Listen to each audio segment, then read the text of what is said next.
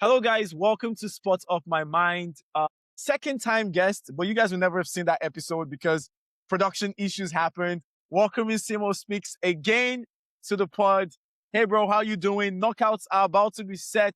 How you doing? How you feeling? Man, back like I never left, but I gotta say I'm a little anxious about these knockouts. Some of these games are looking crazy.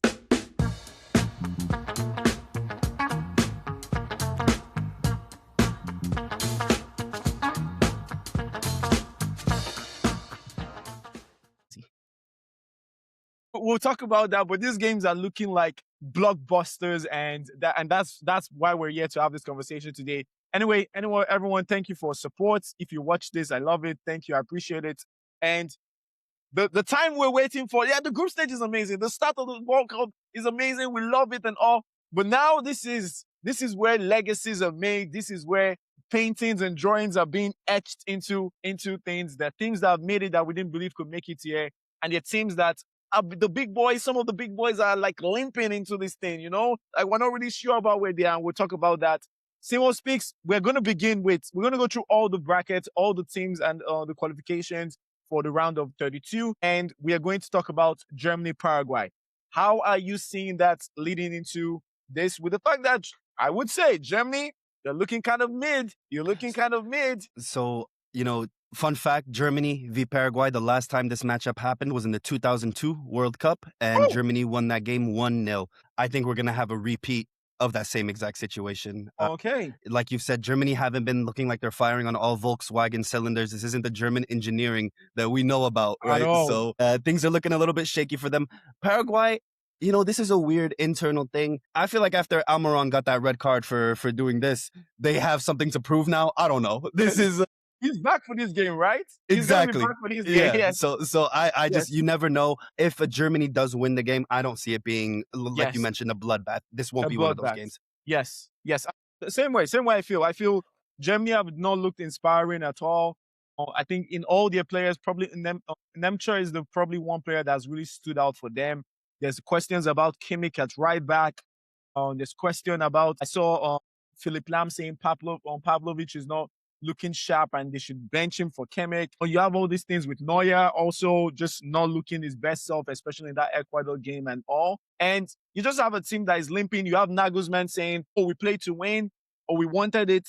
And the players saying, we feel Ecuador wanted it more. So a little bit of, it's not ideal. It's not ideal. You should beat Paraguay. It's a national disaster if you don't beat Paraguay. But again, as you said, this Paraguay team are going to be hard-headed. They're not here to do anything than claw and fight. And on the break, they're going to have Enciso. Enciso, right? Enciso is the one guy that that he's going to be the one that's trying to. I always say sometimes my mid-tier footballers that I really like are those ones that is just intent. His intent and that's going to be the one threat. And let's see how Miguel Almiron. I've not liked them using him on the left-hand side when they started against the US. I think they moved him to the right at the tail end of that game, and that's where he's best at. Well, the expectation is Germany should win this. And if they don't win this, it's going to be fireworks. As you know, it's going to be extreme fireworks for that nation and all. Nagelsmann's going to have to leave the skateboard at home, man. No one's going to find it cute anymore. Nah, literally. We need to talk about this one, but I don't want to underestimate anything. But at this stage of the season, at the knockout, you never underestimate anything, But France, Sweden. This is one of those teams. This is one of those games. This is one of those games, man. How do you see this going? I think right now France is the most inevitable team. Yes. In the whole tournament. I think, even if they get a slow start, it's one of those things where the predator is lulling the prey, right? Just to get a feel of what's going on, and then they destroy you. So I think this could be one of those games where what was it? Dembele, first half hat trick. It's the first time it's happened in how many years? Yes. It could happen again, right? This is one of those things. For someone else. For somebody else. On the end. Exactly.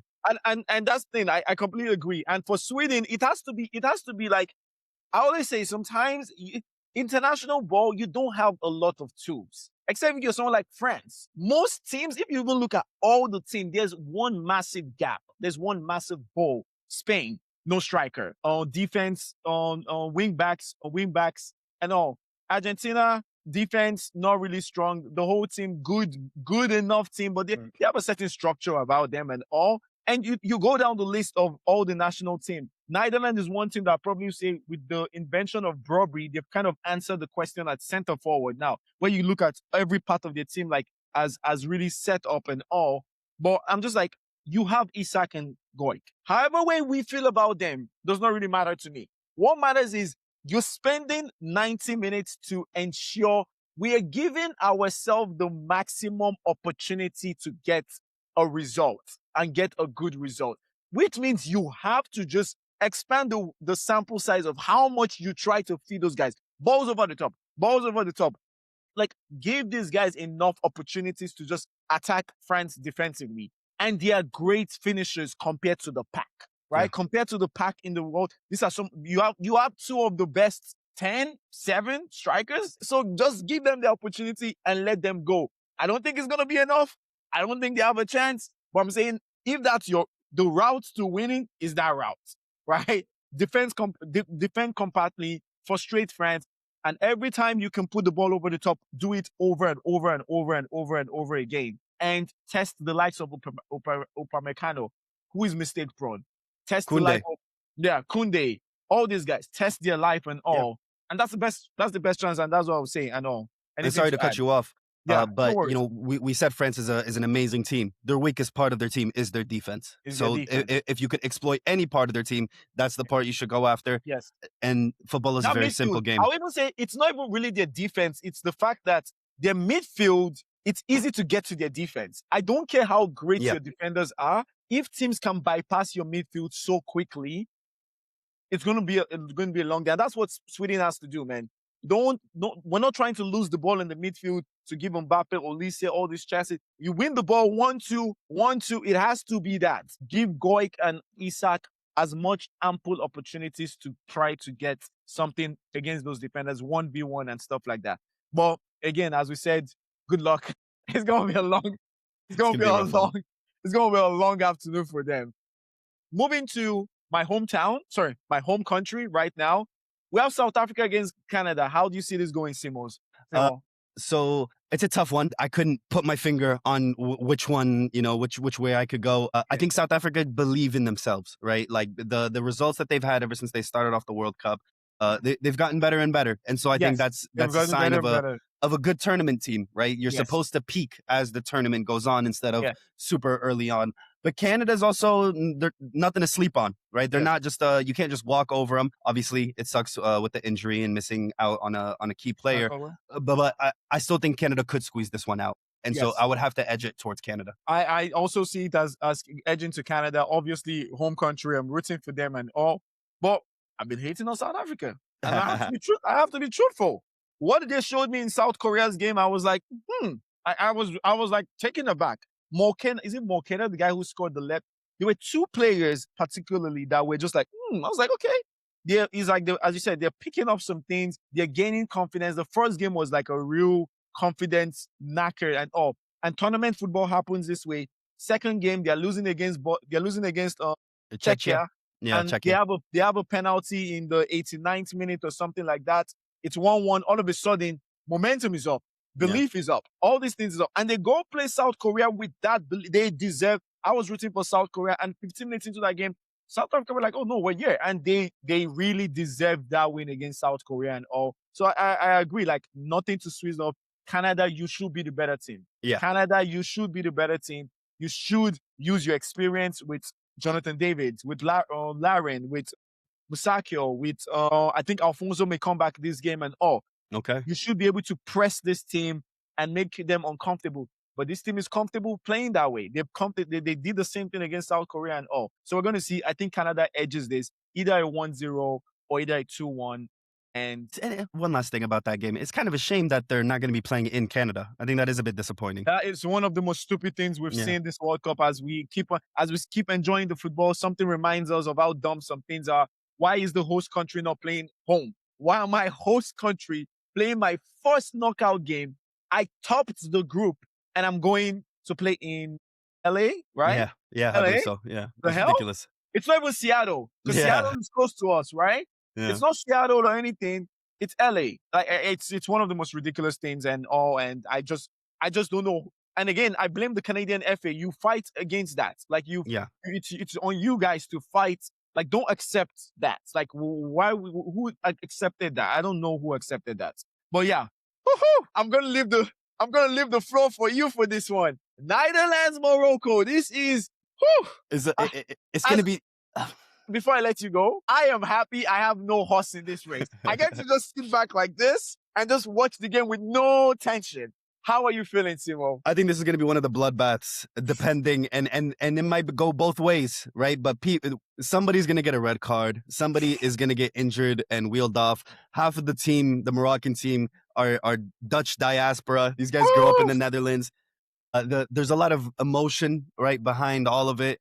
One of the Dutch managers said that, or not managers, assistant or somebody in that sphere or that world had mentioned that Morocco's national team would be the Netherlands B team or C team. And so just because all those kids have so much dual nationals and they wouldn't make the first team, right? And you know what that means? When you question the bloodline.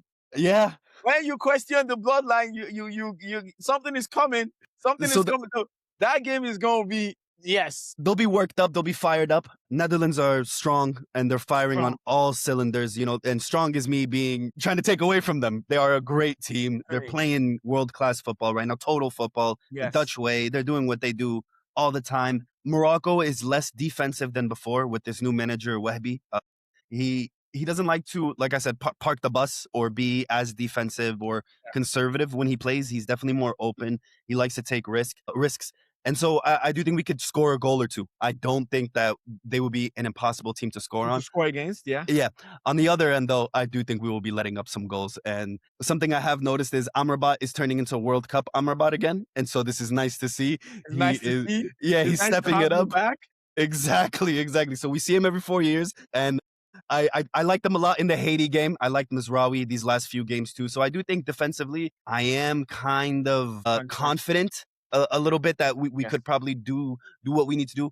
But the big Verge, man, and he's him.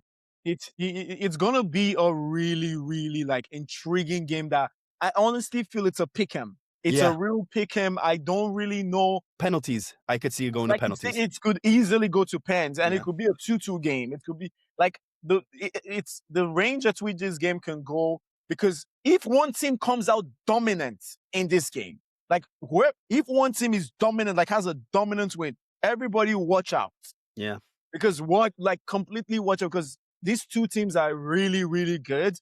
And I just see like Siberia has been on great form. Hakimi has been well. As Unai been started, I think he started the Unai has been playing sporadic minutes, but he hasn't been a world beater. But he's been okay. A world beater. Yeah, I watched the second game where he started, and I was like, yeah, man, bro, you know your stuff, but yeah, like, I don't know. The kid from Lille. That's the one, man. That's the one. This is his tournament so far.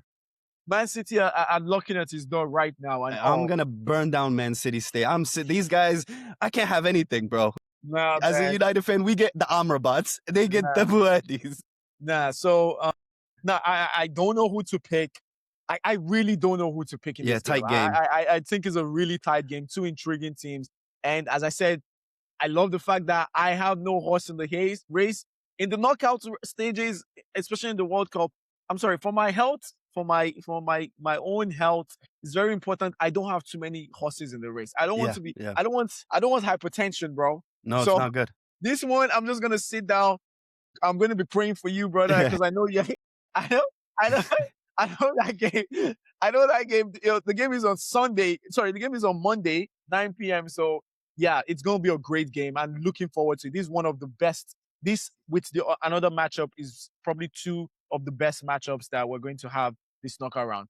They need to absolutely kill themselves for Africa. I think that's the most important thing that matters. They absolutely need to. Hey, let's remind them what the Dutch did. Let's remind them what the Dutch did. Hey, let's remind them that. But they need to kill themselves for Africa. Let's move to the team that just got second in their group. Portugal versus Croatia. This, before the tournament started, I feel we probably would have had just like, easy and all. Well, maybe not really now. Maybe not really now with what I just watched. With what I just watched, and knowing that no one more than this country are main characters in the World Cup and in tournament football than Croatia. So how do you see this game going, Simon? Like you had mentioned, Portugal's performance that just ended a couple of minutes ago, it wasn't that impressive. Wasn't anything that's to write home about. Yeah. I'm gonna back Croatia because Croatia stayed in the hotel that's in my city. They were like 5 minutes on a Lime scooter away from me. They were nice to everybody, and so I want Croatia to win. That's who I'm gonna back, and I also think that Croatia are a more gritty team. I think Portugal have the better 11. Individual 11s. There's no discussion. I think Portugal. Yeah, Portugal has it. Yeah. But in terms of who's willing to just kind of put their head to the ground and just grind it out and do what it needs to do as a system and as a team, I can see Croatia doing that. But the World Cup is full of beautiful individual moments. Nuno Mendes or Bruno Fernandes or even Vitinha can do. I didn't mention the big guy, but those three could do something incredible. He didn't do anything amazing in this game, but in the last Portugal game, that little decoy free kick that he took that was good, and that was something that you want to keep seeing. But I can't see Portugal winning this unless it's some incredible individual brilliance. Yeah, and that's the thing, right? I think it's going to be a route of out-talenting them. Something about this team doesn't give you, Portugal doesn't give you they just don't feel like a team. They don't feel like a team. They still feel like individual parts. Yeah, absolutely. Parts disjointed and all. And they have incredible amount of talent.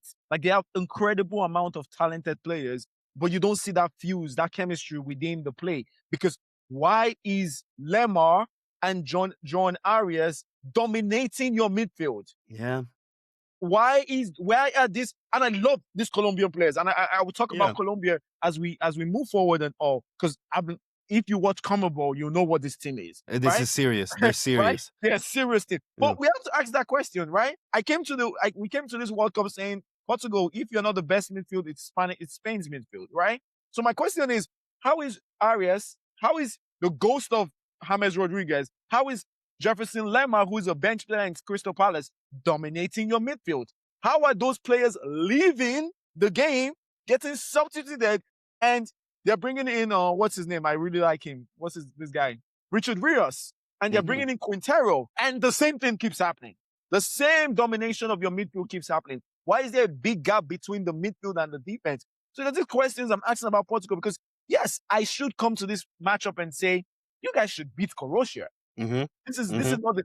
If this was 2018 Croatia, if this was 2014 Croatia, I'm picking Croatia easily. Right? Yeah, exactly. Right? Exactly. But I'm not doing that now just because this is an aging team. But as you said, the team that is greedy, the team that can be able to say, we're going to play as a team, we're going to be hard-headed, we're going to pick our moments offensively. And the thing about Croatia is you never really know where the route of goal will come, but it will come some way, somehow, right? This is the team that knows how to do that. So for Portugal, his question is, if you guys show up on the day, you can get this 3-1 win, you can get this 3-0 win, if you show up on the day as a team. But I don't see that. And are you going to get that in the knockout stage? We don't know. I personally don't know at all. And one big question, you have a nuclear weapon on the bench that you're benching. And I know people who have their say on who and if they like this player or not. But Rafael Leao has to be starting. Yeah. He's the one dude that can change the bro, there were so many plays he had this game where I was like, there's nothing the opposition there's no one almost in the world can do anything about that guy. When he says, I'm going to push this ball ahead of you and you're not going to get, he's so dynamic that you cannot limit yourself to 20 minutes of this guy. You have to give him 90 minutes to absolutely disturb that left right back and all, right? And that's a route to go. That's a route to cutbacks. That's a route to even getting him in shooting positions. But Portugal has questions for themselves. But I would say, I completely agree with you. I'm going with Croatia for this game. And it's not going to be fun. It's not going to be nice. They don't really care. It's not going to be perfect and all. I see a 1-0 win or a 2-1 win for Croatia in this game. Or it can go to pens. And I think in that moment, the pressure goes to always the team that should be winning and all. Exactly. So I am going for Croatia, but it's not because I think they're better than Portugal, just because I think they're more of a team. João Neves, Vitinha, Nuno, Champions League, back to back. Yes. What are we doing? What are we doing? Did you see in this game, Munoz didn't start. Mojica didn't start. These are the starting fullbacks of Colombia. They didn't start. And they are playing you guys. They are pounding your nets. Like, so again, this is not about Portugal's talents, but we're just looking at team construction, one gamer. If this was a first leg, second leg, okay, we'll go. But this is a one gamer, and I feel Croatia, this team, that they love this competition, they love this moment, they love being the underdog. They love it. Yes, they love it, and also, and you're going to have in Toronto, you have a large, massive. It's going to be a home game for Croatia. It's going to be a home game for Croatia in Toronto and all. I'm looking forward to that. That's going to be great. Let's move to another nation that you are my picks. You are my pick to win this World Cup, but brother, you're not looking that good. Let's look at Spain and Austria. How do we see this going? I'm going to have to go with Spain, right? Just because the sheer talent, we've seen what they did at the Euros, right? And they didn't start amazing at the Euros. It took them a little bit, but they peaked as the tournament went on. Austria, this is, like I said, this has nothing to do with ball. This is completely personal. Sabitzer, we got him on loan at United. I watched him play every single week. I will never be impressed. And then I'm not impressed by that manager either. Visionary for football, the G-Gen pressing at all times. I'm a Ragnick fan, man. I'm a Ragnick fan. He's too meta for me. He is too meta for me. He's too advanced for me. Look, man, I'm just a rice and beans with the football kind of guy. This guy, he knows too much. No, I'm a Ragnick guy. And I will say he's incredibly smart. There's no denying that. When he came to United, he said the one thing that no manager could say. He said, this club needs major surgery, not just a few players here and there. It needs to be gutted and rebuilt. And to move to club football, it was an absolute mistake. They didn't give him that role. I still say it today, that man knew exactly what to pull and what strings to pull. And they should have just kept him as the director to find a coach for you to change those things that needed to be changed and all. So I'm kind of disappointed they didn't do that, but we'll see. We'll see. For Spain and Austria, I completely agree with you. I'm going Spain still. I still feel Austria. It won't be easy. It won't be easy. It won't be easy. But Austria has not shown me that stuff. Croatia has shown me where I feel the deficit in talent the deficit they have in talent to Spain can be filled with the fact that they have this cohesion as a team. They're a good team, a good European team and all. And mid-tier type of team, good coaching. They're not going to beat themselves, right? I don't think they're going to beat themselves and all. They're going to have a good showing out there and all. And Lamine Yamal and the stars. I don't know if Nico Williams we saw that useless challenge that was him. He's pretty much hurt right now. We don't know where he's going to be on this game. He's on maybe next week, Thursday. So there's a bit of time for Spain to recover and all. So we're going to see where he lands in terms of his fitness and all. But yeah, I think I'm going Spain. As you said, this is I think it's a perfect game to start picking up your intensity and all. Because if this was another team, I was like, if this was a team like Colombia now, I'm like, hey, bro, you guys are in trouble. Colombia will, if you make an error, Colombia's going to destroy you. Exactly, right? Yeah. So I think Austria does just not have the high-end offensive talent to hurt Spain the way some other nations would be. So I'm going Spain for this game. USA. What are we saying? USA, Bosnia. I think USA wins it. Look, I love Bosnia. I love their World Cup song, Take Me to America. Everything has been great. The fans have been great. It's a great vibe, but I just don't think they did well in their group matches. I mean, everyone can beat up on Qatar. You put me and you, give us 9 other people, we could probably make something shake too. So the Qatar win is not that impressive. USA has something to prove, and there's like a delusion going around right now where they truly believe that they can get far, and it's jarring for me to watch, right? But but you need that. And so if you believe, and the players themselves believe, and they can play with this confident, loose kind of style, I think Bosnia should be easy peasy for them. I think you should beat Bosnia, because if you don't beat Bosnia, you can't win the World Cup. We're very close to winning the World Cup shit just dies out, right? But hey, Bosnia, I have a video for you. There's a lady on one LA TV. I'm sure you saw that today, right? The LA show saying, I don't know where Bosnia is on the map. I hated that. It doesn't matter. Blah, blah, blah. Blah, blah, blah. I'm putting that video and Bosnian language or the translation or whatever they speak, I'm putting it in the locker room. I'm telling them how they feel about you. I'm gingering those players. I'm reminding them of the war. I'm reminding them of what they fought to get here. You know? And that's the way we can get you guys to have this thing. But I completely agree with you, man. I completely agree with you. I'd love them to win. I would love them to win. Let me be clear. I would support Bosnia in that game. We have to be realistic about the talent gap and talent deficit. I think this US team is really good with Poch coaching and all. It's time for coherence. Like, it's time to actually show you're one of the favorites. And I think an early goal helps the US here. If an early goal is going to be very big for them, because I feel your 60 minutes, your 70 minutes is 0-0. It becomes it starts falling into the hands of Bosnia, right? And all. And Christian Pulisic has to unlock that defense.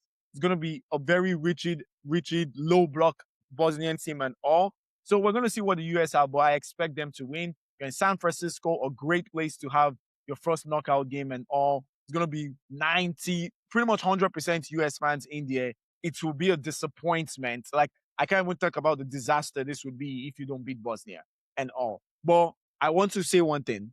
One of the things I hate is giving your opponents any extra motivation. These players don't need to be motivated. These players, professional players, they don't need to be motivated at all. Like, these are professional sports people, are one of the most highly competitive, motivated individuals. There is no reason in this life to add some sort of pinch of, like, you feel about us that way. And bring up his mama. And this is where I am disappointed with someone like Tim Howard. You saying Bosnian players should not even come out of the plane because you're going to get trounced by the US is, for me, you are professional football. The lady that was on the report stuff, I think it's cool and all. She doesn't know anything about football and everything. It's cool.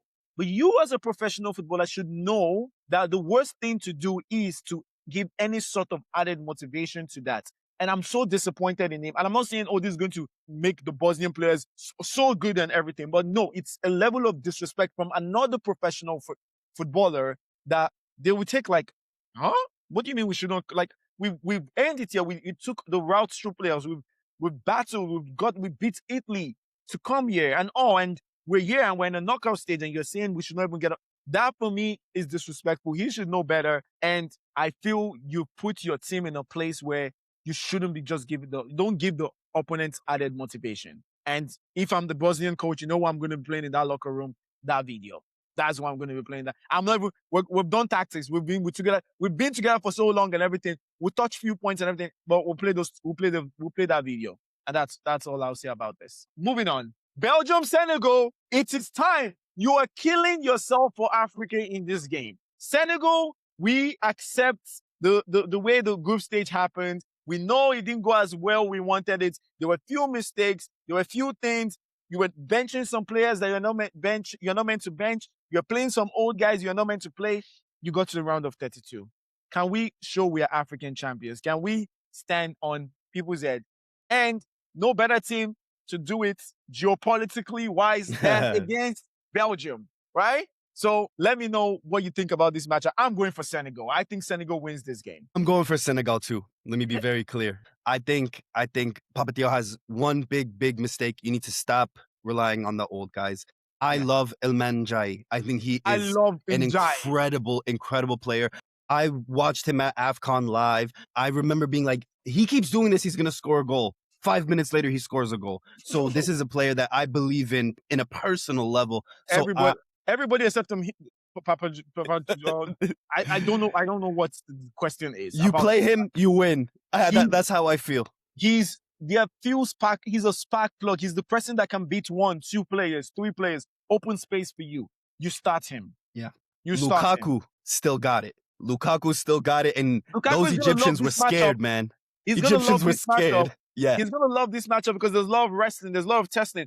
And one thing you don't want to do against, you want to outsmart Romelu Lukaku. You don't want to physically try to get into a war with him because he's built for that, right? He's more than built for that, literally and metaphorically. Yeah. And literally, it's just a fact of, I've been saying it for so long. I love Ismail and Sarr. I've been a Sarr guy since... I can't remember when Sarr came. I think was it the 2018 World Cup when Sarr came onto the scene, I believe. And I was like, I like you. I really like you. and all. And before he made his Crystal Palace move, I can't remember. Was he on the Wolves? Where was he on? What team was he playing for before he made his Crystal Palace move? Can't remember. It was Marseille. Marseille, yes. Before that, it was Watford. So that's why you're thinking Watford, Wolves, Watford. yes. Watford. Sorry. Wasn't Marseille? I was thinking about Watford. I've loved this Malassar. He has 4 goals right now. Top one, very good goal scorer. And I think you start him at 9. Sadio, we're going to play you, but if 45 minutes of it is not coming, bro, we might have to. We respect you, legend. We understand legend, but we might have to pull you. But I think you start in Dyer on the right. Play Ismail Assar as your number 9. I'm going for Senegal. I think they're the better team. I think they have more. I think they're the better. 100% on paper, they should be even the better team on paper. Yes. A lot of the Belgium names don't impress me. I've never been impressed by Trossard. I don't know. I think the guy's I'm a trusted guy. Oh my God. Trossard is my guy. He's a meta player, man. He's too meta. I've been on the Trossard hype since it was in Brighton, like 2020. I have tweets dating from like 2020 talking about Trossard. Like, that is my guy. Good player. I think Trossard is a dangerous, good player. But he's the one player in that front line that I'm like, I would be worried for Senegal. But outside of that, Trossard on Arsenal, and not to make this about club football, Arsenal doesn't win the league without Trossard this year, right? But that's 36 games, 32 games. You know what I mean? It's a big vast. Hey, this is a tournament. This is a tournament. Yes, I completely agree and all. Next up, we are going to go to my pick, another pick knockout stage, Brazil-Japan. And before you go, another case of motivating. I don't think Japan cares about this, but the Japan reporters and media are going to care about that. Did you see the interview with Ryan from Bournemouth where they asked him, who is the most? That interview is very funny, and I'll explain why. Well, who is the most dangerous guy on Japan? He said, I don't know anybody. Is that what it was? And he was like, I don't know anybody. And he just laughed. He was like, oh, we'll find out. And I was like, oh boy. Because I don't think that personally matters. But the one thing I think matters is what he said is actually, he should know better by, obviously, I'm expecting players to watch teams and all, but maybe, and we know they don't actually, a lot of them don't watch other teams and all. But that answer is the strength Japan has. That you don't know where it's coming from. Yeah. You don't know. You absolutely have zero idea where it's coming. This is a team that is losing out on Endo. It's losing out on Mitoma. It's losing out on Minamino. These guys are not even in the 26th. Yeah. Home. Right? This is a team that deals with injuries, subs guys on, and there's no sort of like gap in terms of the guys that come in. And that is where Japan's game plan wise is going to be very interesting, because there's really no one to focus on. This is not Messi. This is not Ronaldo. This is not Vinny. This is not, you can put these guys' names on the board and all.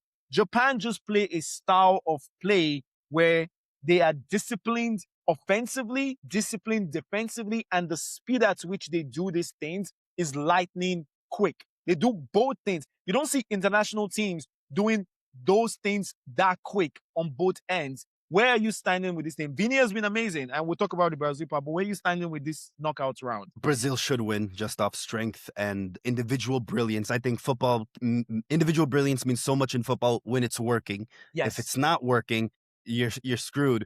Brazil has 2 guys that have scored all the goals. It's Vini and Cunha. Japan has 5. And so if all 5 of those guys can work as a team, which is not shocking, right? Like, if they can do that, I think Brazil can 100% be upset. I don't think it's out the realm of possibility. Yeah. But if I was a betting man, which I'm not, I would pick Brazil. Yeah, I think Vini has a lot to say about this. He's one guy that just has a lot to prove and all. A lot of talk has been like, you're not that good in the Brazil shirt, blah, blah, blah. And he's proven in this tournament and all. Cunha has been good for them. I like Ryan on the right wing. I want to see Endrick out there. And all, but I don't think that's going to happen. And when Ancelotti kind of makes up his mind, you kind of know this is how it's going to happen and all. But as I said, I'm looking forward to this game because Japan is just, a lot of teams are just not ready for how they play. Like, they're like, no matter, you don't have the time in a tournament to game plan for this type of team, right? You have to have things that you obviously set in place, but Brazil, you just have to be on high alert to this team. I think one of the ways of playing this team is just not taking for granted the players you see on the ball, because you're not going to recognize them and you're not going to know what their strengths are but these guys play football, man. They Yeah. play on every part of the field. And it's a weird thing to say because obviously everyone like, oh, everyone plays football. But I'm telling you, the Japanese players know how to play Yeah. football. All Arsene of them. Wenger went out there, learned, and then came back to England. All of them. The Yeah. left backs, the right backs, they have a proficiency technically that Mhm. teams don't expand. That's the problem with playing against them because you might just see a guy on the ball and you may be probably like you're too relaxed. You know, there's a difference when you see Vini on the ball. Your alarms go up. But you see someone like Ito Mhm. on the ball and boom, they do things quickly and fast. So it's going to be I don't know who to pick for this one. As I said, I think this is going to be, I'm just blessed to be able to watch this season. But I'm like, this is going to be like, I'm going to be feeling shivers and chills, but not because of nervousness, because I know I'm about to watch a brilliant game of football and all. I think Japan's questions for them is, do you have enough goals? Like, do you have enough goals to get? And while they have goals spread out and all, they don't have a danger man like Vini. They don't have someone like Cunha that can score goals and all. So I think it's going to be a case of who finishes better. And I think I give that edge to Brazil of finishing their own chances better than Japan. But I think Japan is going to get chances. Like they are going to get chances and all. And I'm looking forward to this. And I'm sure both of us, when we talk, if Japan upsets them, we're not going to be like, oh, shocking. No. Yeah, it won't be shocking. No, it absolutely won't be shocking and all. So I am looking forward to this game. I can't wait. This is June. This is gonna be Monday. This Monday we're having it 1 p.m. on Monday. So I'm gonna be at work. Good luck work. Good luck work. I'm gonna be there, but I'm not gonna be there. Yeah, 100%. Going to be very focused on that. Okay, then we move to Ivory Coast, Norway. I'm going to let you go on this one. Ivory Coast, Norway. Don't let FIFA rankings fool you. I know people care a lot about the FIFA rankings. Cote d'Ivoire's FIFA ranking means absolutely nothing because Nicolas Pepe wasn't at the last AFCON. Yes. You can figure out why he wasn't on your own time. But I think Nicolas Pepe is an absolute player. I think come on, man. Come on. It's the best one. It's the best one right now. It's the best one, man. It's the best one. Amad Diallo, Diomande, Frank Kessié. I love Cote d'Ivoire as a team. I love their players. Norway has Haaland. You can't sleep on Haaland. No, Norway has Odegaard, and there's plenty of other players I don't care enough to get to right now. But it doesn't move me. I don't care. Man. So Cote d'Ivoire should be winning this game. Another guy that I was going to mention, Wilfried Singo. Ooh, that's another player. He's been lighting it up this tournament. That guy, he's been my bro. I think he's been my like, bro, who are you? Yeah. He is fantastic. The advanced numbers, all the data, everything points to him being just the little stuff you might not be seeing. Bro, man, this guy is I'm going to be watching him now. I'm going to be finding any game I'm seeing like Galatasaray playing and all. Even I'm going to put in my time like I want to see Wilfried Singo play because this guy is a footballer. This midfielder guy, what's his name? I don't know how to pronounce it. Is it Ulay? The 18-year-old that plays for in Turkey. Inao Ulay, Christ. He played against Germany. I would say Ulay. I mean, he has the little double umlaut. Yeah. So. Ulay, a 19-year-old. I think Cote d'Ivoire, we need to be serious though. Because the one thing we can be sure about. I mean, the one thing we can be sure about is get your chances. But if you don't score, you know who is going to punish you on that end? Is Erling Haaland. And he's not going to have any mercy on you guys. Like, that is one thing about this game that has to be, like, very clear to them. I think you guys are the better team. Mm-hmm. I think you guys are the better team. I think from that midfield, Kessie, Diallo, Sangare, Ulai, like, Seko Fofana, like, you guys have a team. The better 11 on paper, I think. You have Yan, in my opinion, they have a better 11 on paper. Like, you have Yan Demande. I like Boni from Inter. I really like him and all. So this team, for me, defensively, you're good. Midfield is where you guys, like your midfield and attack is where you guys shine. Please take your chances. We don't want to hear you won our hearts. Please don't win my heart. Take your chances. Because Erling Haaland is going to have his say. And he's going to score. Like, he's going to score if he has a clear-cut opportunity. And he's going to punish you guys. So please take your chances. I'm going for Ivory Coast in this game. I think they're a dangerous team to play against. Extremely. They win the physical test. They have the technical ability in Kessie, in Ahmad, in Diomande. Like this team is really, really good. And I'm just looking forward to them advancing on and all. And I see a pathway because if I don't want to, we don't go too ahead of ourselves, but if I think they win, they have no reason to be scared against Brazil or Japan. They have no reason to be scared against Brazil or Japan. So I agree. this is the team that for me it should have. I think it would be disappointing to lose in this. I know Norway is a good team. It would be a disappointment. It would be a disappointment if you don't beat Norway and all. And for Norway, hey, I'm going to say one thing. I hated the decision yesterday.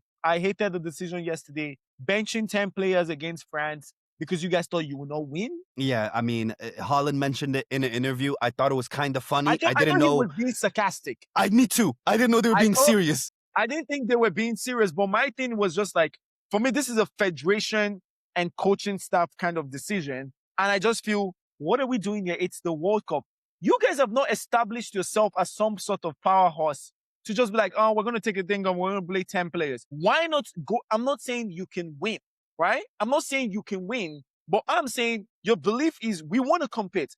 And for me, there's a value of playing France that you don't get playing against any other team. There's a value of information gathering, of strategy, of weighing yourself up, of saying, okay, what can we improve? What can we not? Like you as a coaching staff, using this game almost like we have an intent of winning it, but we want to use this as information gathering. We want to try things and see. And imagine going there with your full starting 11 and showing things and and maybe you get trounced, but it's information that doesn't really affect your positioning because you're going to the round of 32 already, right? So I just found it as a wasted opportunity for me, not because, they should try to go win against France. Yes, go try to win. You guys are professional footballers. Your belief is you want to go out there, but you most likely don't win. But I feel there's value in that loss, if it's a loss, or there's a value in the win. You're playing against one of the most dangerous teams. Finding out those information, tactical strategies saves you up because now the confidence that can be built with what you've learned playing against every other team is monumental, right? Yeah. I feel that was a wasted opportunity. I hated it.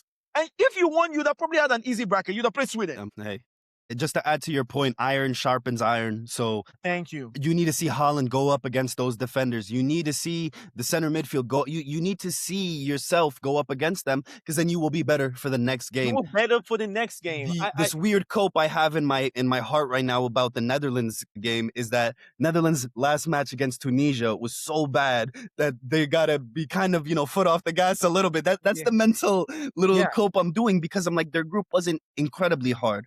Right. So every team in the group trounced Tunisia. So I was like, maybe they'll think all North African teams are this weak. But obviously not, But I'm sure that if they had Netherlands, I can't see Netherlands if they were in the same group as France, not starting all those players. Exactly. Right. I just, it frustrated me. I was really angry about it. Because wins or losses are important. Yes, I get it. But like, there's something about stepping on the pitch in whatever sports that as a team, I can take a loss as a fan if we put our best foot forward and can compartmentalize the information we gather, how we weigh up our guys ourselves, how maybe it's very possible we may face France again as we go along this journey. We've learned so much from this, or we've gotten it's either you get the win and you get an easy bracket, or you get the loss and you get so much information from that about where you guys stand, about what you can change and all. As I said, wasted opportunity. I was so angry about it. Stupid decision. A game that is going to be interesting. I think this game is going to be a blockbuster in Mexico City Stadium. I think this is Azteca, right? Is that going to be where it is? This is Ecuador versus Mexico. This game is going to be. Is going to be electric, man. This is another. I think people are not thinking about how good this game is going to be, but I think this game is going to be really, really fascinating. How do we see this going? I think Mexico has had a really, I'll say, easy group to navigate and all. Yeah. But this Ecuador team has something about them. And how do you see this going? We were just talking about, learning from your losses. They lost to to Côte d'Ivoire in their group, which is a strong team. So that obviously would make them better. Yes. Ecuador beat Germany 2-1. That's something else you can take from. Mexico is in great form. 5 games, no losses. Yes. Mexico haven't won a World Cup knockout match in 40 years. And so that's another kind of layer of, you're carrying history with you. Yes, you are in your host nation. And so, Yeah. I mean, it's at the Azteca. So they're going to Yeah. have all the fans supporting them. It's gonna be They nice. Yeah. they should win, right? Because of everything that's going on. But Ecuador is not an easy team at It's not an all. easy team. Like if you watch the Cote d'Ivoire game at the start of that first half, Ecuador should have been leading by 1-0 or 2-0 Yeah. in that they hit the post like 2 or 3 times. This is a really, really good team, a hard-nosed team, a midfield that is hard-nosed, a defense that is hard-nosed. Mexico are not going to find it easy at any bit. They're going to have a very hard thing. The one thing that could push them along is that few international teams have more pressure than the Mexican national team. Those fans puts a lot of pressure on this team. And I feel that weight, if they're able to start the game well, if they're able to galvanize themselves, that weight of just the 12th man, as we say, right? Yeah. Can push them. I think it can be challenging for Ecuador. But the one thing Ecuador is not going to be faced in terms of this is outside of the fans is on the Mexico City Stadium, they've talked about the elevation, right? The altitude. Yeah. You know who has a home stadium with crazy altitude too? Yeah. Is Ecuador. Yeah. They are going to not, I don't think any sort of environmental issues is going to like down them. They will be comfortable here. Yeah. Because they're also, any CONMEBOL team that's going to play in Ecuador knows what they face when they go to Ecuador because the of that high elevation is altitude. crazy. I think the better team is Ecuador. I just see the Mexican fans being a major part of pushing this team along the line. And I'll go a 2-1 or 1-0 for Mexico and all. Yeah. Same here. I would say 1-0 if anything. But but it will be a 1-0 game, but it won't feel like a 1-0 game. There are going to be injuries. There's going to be stretches out. There's going to be things out here. Let's look at DR Congo. I need my guys to kill themselves for Africa.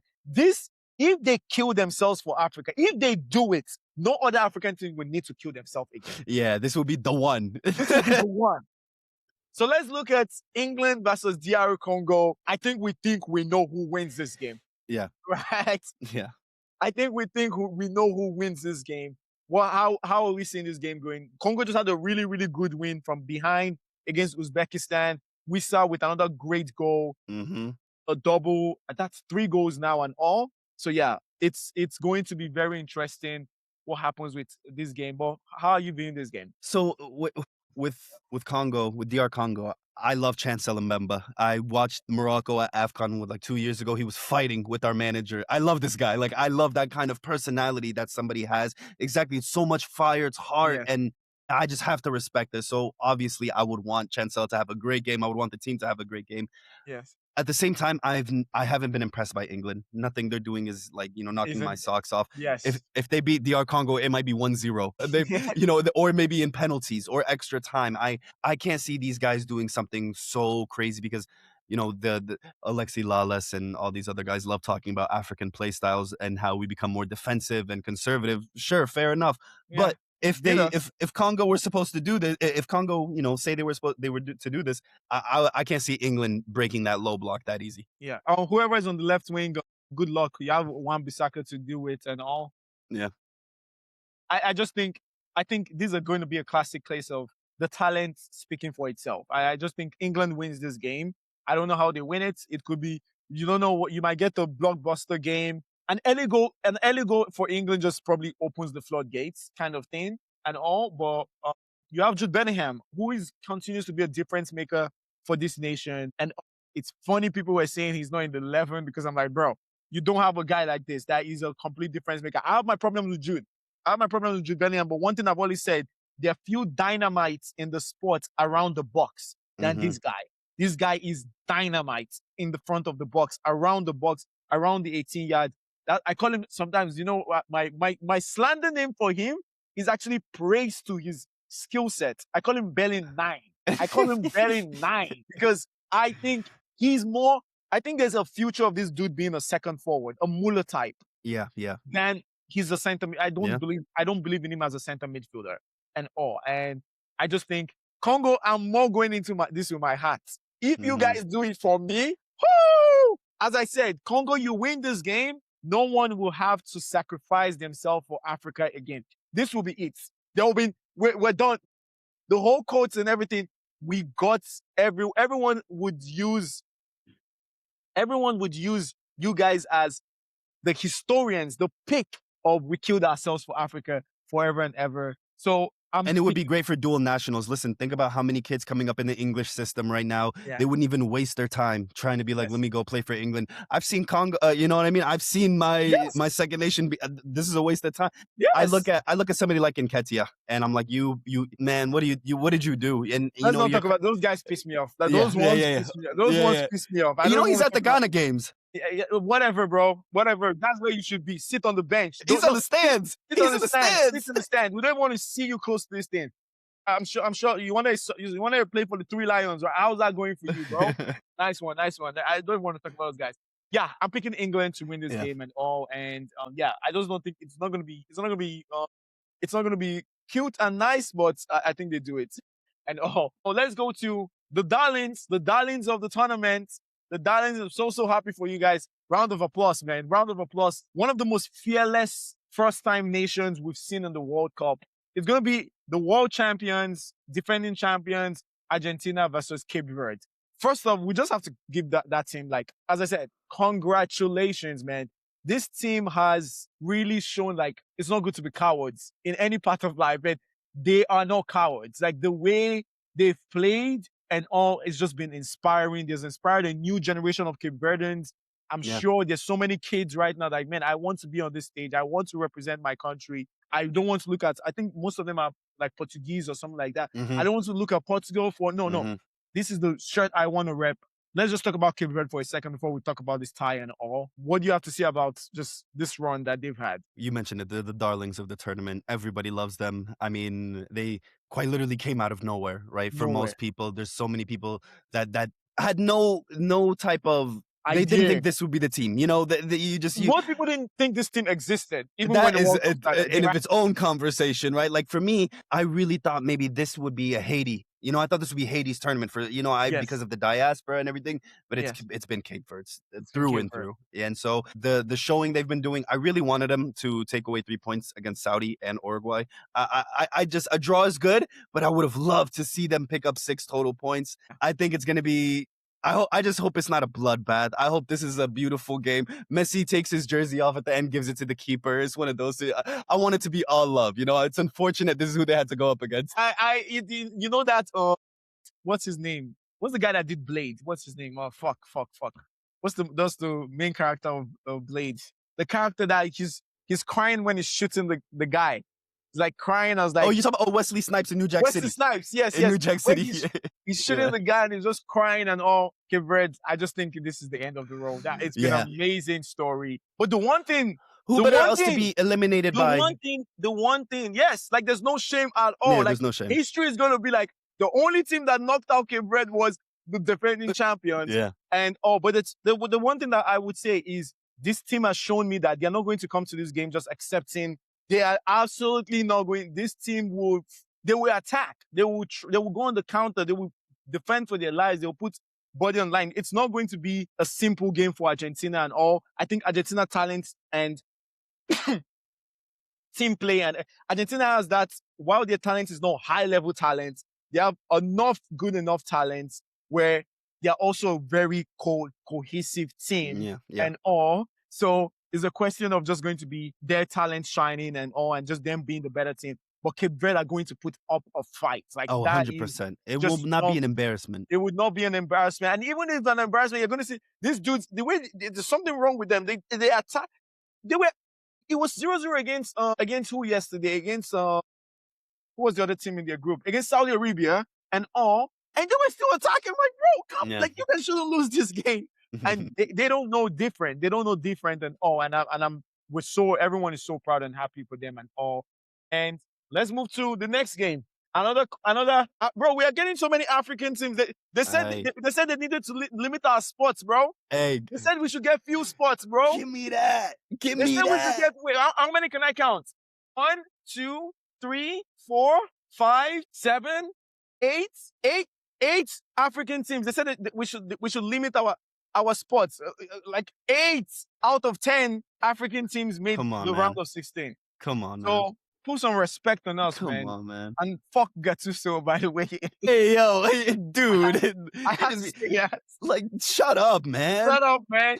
Let's talk about another game where I really see no reason why we shouldn't be going ahead and all. Australia versus Egypt. If Egypt loses, I'm gonna call up a couple of Egyptians I know, and I have some things I gotta say to them, just because it would be ridiculous. I think Egypt are as talented as ever. I know even Egyptians don't even feel this way about their own team, but I really think that their team still can do stuff. I think they should beat Australia. I see something that's been happening with Marmoush recently, and to your point about Jude that you mentioned in the England game, I think Marmoush's real position is in that, what is it, section 17, right behind the striker. Right behind that second striker is crazy. He's I think so that's good, what man. Marmoush I should really be like Marmoush, man. doing. Yeah. Marmoush is so good. Yeah. I just feel it's not hit yet. Like it's just not hit perfectly for him yet. But he's such a nearly player. Yeah. He gives me I have a comparison now. He gives me good Gabriel Jesus vibes. Nearly player, but he's better. He's better. I think he's better than Gabriel Jesus. But he's such a nearly player that he does so many good things, so many good plays. But it's just never like gets into like a goal or contribute. Like he does so many good things. But he's such a great player. I think I really like this guy. What's his name? One of the attackers that started yesterday. Is it Treasure Gate? No. 1 second. Sorry, I'm gonna Ashore, is it with the blonde high top? Is that him? It would be, or Zico is up top. No, not Zico. It's Trezeguet. It's Trezeguet. Yeah, Trezeguet. Yeah, I really like him. I really like the intent of how he plays and all. He's kind of up and down as a player and all. But I think Egypt are the better team. Salah is getting some sort of groove with his team. A lot of interplays that are happening and all. I think Egypt should use that momentum. First time making the knockout of 16, it will be a disappointment losing against Australia. Australia are going to be tight. They're going to be greedy and all. But Egypt has to just play their style, try to dominate the game. They're going to have a lot of ball possession and all. And I think they should win this game. And it's not going to be too many goals, but a 1-0 or 2-1. I think Egypt should win this game against Australia. I agree. Yeah. Let's go for my darlings. They made it. I know. My darlings, they made it. I was rooting for you guys, and you guys made it. Let's go for Switzerland versus Iran. Man, a team that has battled through. It's not been a level playing field. 47 teams. Not at all. 47 teams have been dealing with a certain set of conditions.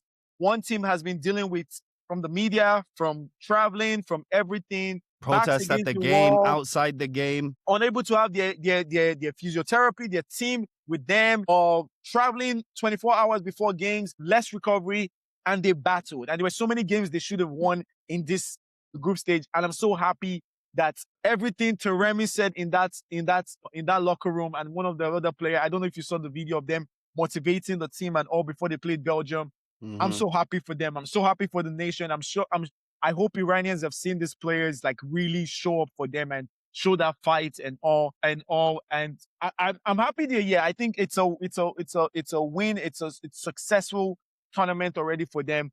I think the Swiss are just better. Yeah. The Swiss are better. Yeah. And I think, man, if they I'm rooting for them. I'm rooting for them in this game. But we're just talking football and we're talking about who we see as a better team and all. And I think the Swiss are better. And I think the Swiss wins against them. But kudos to Iran, man. Kudos to Iran. I agree completely with everything. It sucked to see their goal get taken away at the last minute. Bro. The offsides. It's heartbreaking. But the way they've carried themselves is so much class, so much dignity. The note they left in LA for it's just a group of people that there's no way you can't root for them, in the face of adversity at every single turn. And they're still coming out and they're showing out. Look, the fact that they haven't been embarrassing. These guys are playing better than guys that have had full rest. They got their coaches there. They got everything that they need and they're not showing up. So kudos to them. Already a successful tournament, I think. And I think for any lover of the game or anybody with a good heart would also appreciate what they've been through and what they've done. Yeah, kudos to them. Swiss has been one of the better teams this World Cup. And I know no one is really talking about them.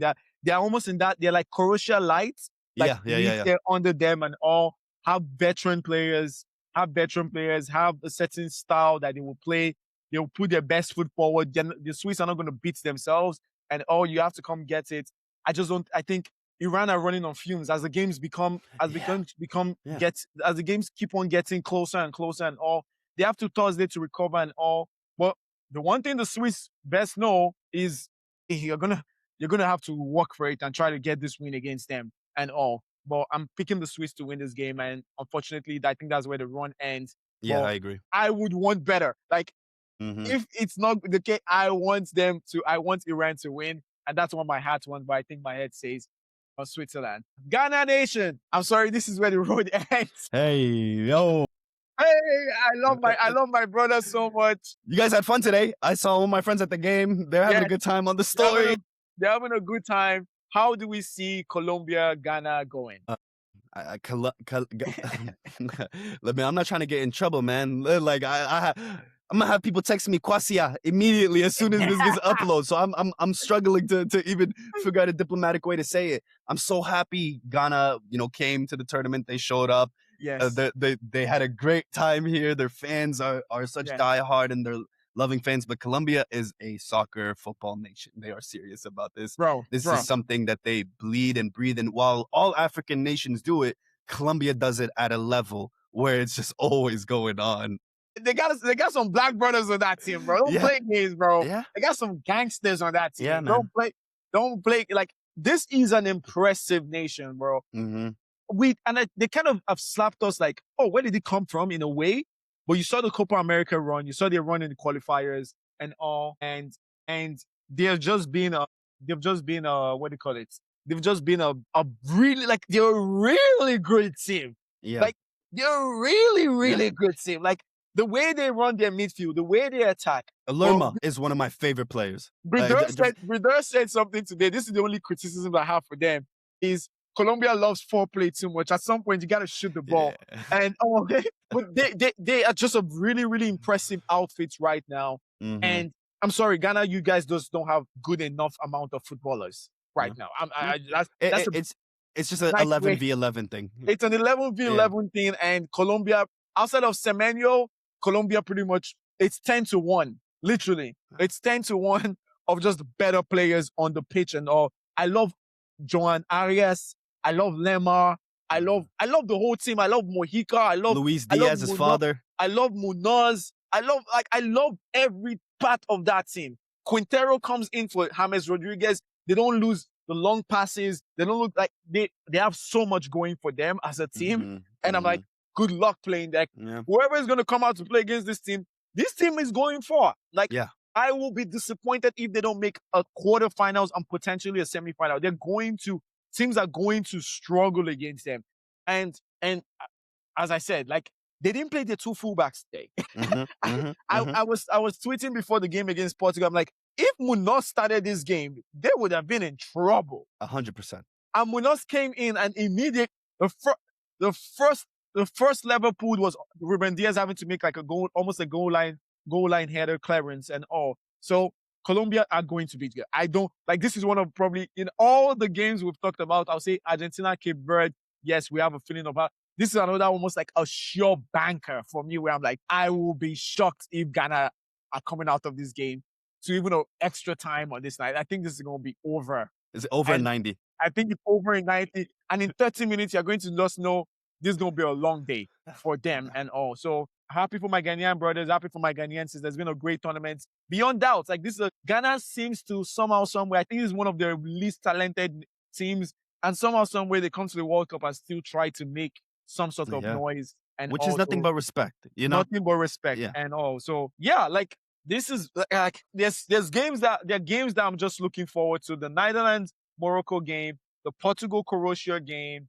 the Brazil-Japan, the Mexico-Ecuador game, the Ivory Coast-Norway game. I think we're going to have some firecrackers and fireworks in this knockout stage. And for you, my brother, what's that?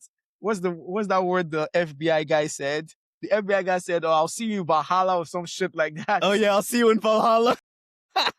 Good luck to you guys playing Holland, Netherlands, a team that has not lost a game in the World Cup since 2006. That's still a real stat.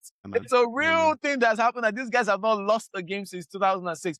You have to you have to go to the limit of a football game to beat them on pens, to Yeah. always beat them. Yeah. Or Iniesta had to score a 120 minutes goal to beat them. Yeah. This is a team that is just a hard outfit to. This will be, I know you guys had the Portugal win. I think this will be one of next, if Morocco wins, this will be one of the best Morocco wins all time. I agree. Just because of also that geopolitical sense of this and all. So I personally just think that this is going to be incredible game. And yeah. I beat myself. I mean, it's not my problem. It's not my fault. But man, they should have scored more goals on Scotland. Man, oh man. Morocco versus Japan, I wouldn't even be sweating right now. I'll be like, it is what it is. They have 5 guys. We have 5 guys. No, real. But yeah, looking forward to it. It begins tomorrow. And Simo would keep on chatting, we'll keep on talking. Looking forward to any of your videos that you make. I'm sure one of the reasons why I love your videos is always, anytime I pull up your video and say, it never goes any sense of where I am expected to go. There's always a story you always have about teams, players, and an angle. And I've always loved that about your analysis and the way you talk about like those little touch points of like, hey, do you know about this father's player of something, and how you relate that back to football? Excellent, amazing. I think. Thank you, brother. For the most part, we have more voices that kind of talk about almost the same particular things, but those angles are things that people don't really touch on. And I just like how you bring back that into football and all. So I appreciate it. Thank you. I appreciate it for sure, my guy. Anyway, that's it, people. Thank you very much for watching. Thank you so much for listening. Videos will be out and we'll try to get this out as quickly as possible. And yeah, love. It's going to be amazing games. Tune in and enjoy the World Cup. Peace, guys. Peace.